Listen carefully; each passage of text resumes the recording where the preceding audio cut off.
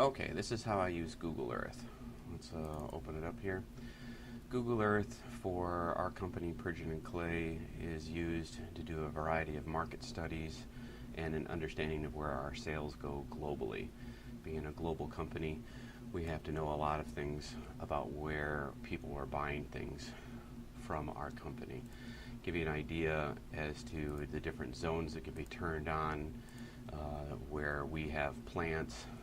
We can turn on and off all the different layers and see what we know about our company. For instance, these are all of our 2012 North American ship-to locations, exactly what we got purchased from and what our sales were for each zone. We use color-coded regions that are defined by us to understand where our business is, and everything ties into a spreadsheet. We even heat map our salespeople and can indicate by the different colors as to where all of them spend the majority of their time.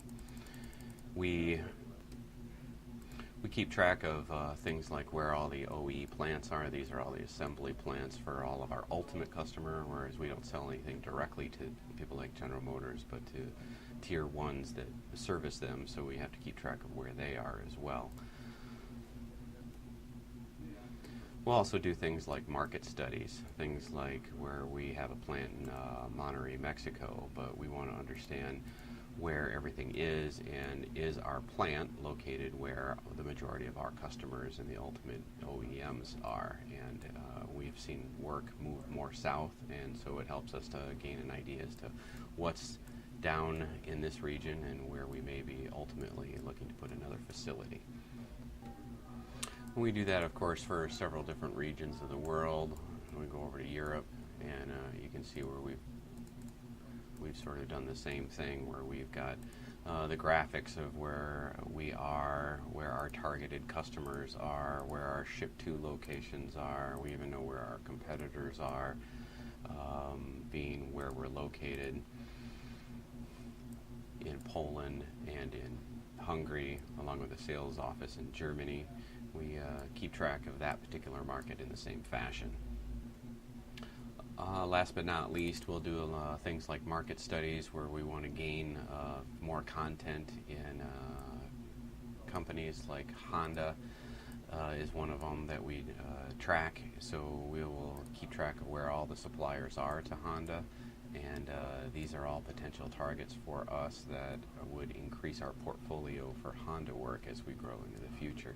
As they're gaining a little bit of strength in the United States, then we want to share in that growth and target them and their suppliers as potential customers of us.